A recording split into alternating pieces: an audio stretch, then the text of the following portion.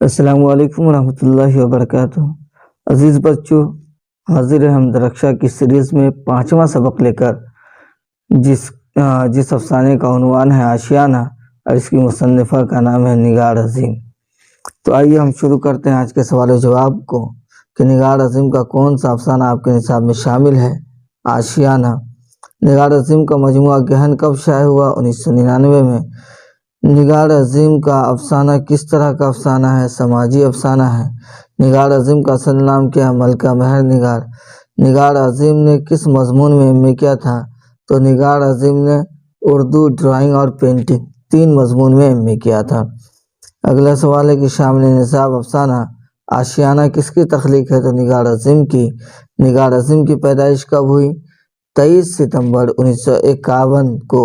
گرد آوارگی کیا ہے؟ سفر نامہ ہے۔ کس کا سفر نامہ ہے؟ تو نگار عظیم کا سفر نامہ ہے۔ نگار عظیم کے سفر نامے کا کیا نام ہے؟ گرد آوارگی۔ نگار عظیم نے پی ایچ ڈی کس یونیورسٹی سے کیا؟ جامعہ ملیہ اسلامیہ سے۔ نگار عظیم کے پہلے افسانوی مجموعے کا کیا نام ہے؟ عکس۔ نگار عظیم کے دوسرے افسانوی مجموعے کا کیا نام ہے؟ گہن۔ نگار عظیم نے کس بادشاہ پر تنقیدی کتاب لکھی؟ بہادر شاہ ظفر۔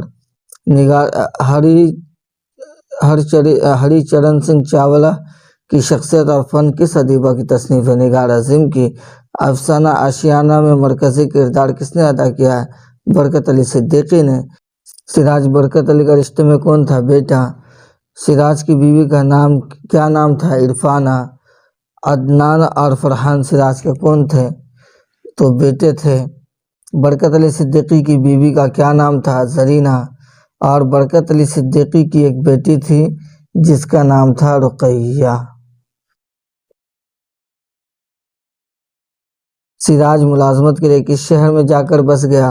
بنگلور۔ آشیانہ کس نثری صنف سے ہے؟ افسانہ سے۔ آشیانہ میں برکت علی صدیقی کی بیٹی کون تھی؟ رقیہ۔ ملکہ مہر نگار کا قلمی نام کیا ہے؟ نگار عظیم۔ نگار عظیم کہاں پیدا ہوئی؟ میرٹھ، اتر پردیش۔ نگار عظیم کا پہلا افسانوی مجموعہ عکس کب شائع ہوا؟ 1990 میں۔ چلیے ہم یہاں کچھ واحد اور جمع کو دیکھ لیتے ہیں۔ ضد کی جمع ہوتا ہے ازداد، خدمت کی خدمات، موقع کی مواقع، مسئلہ کی مسائل۔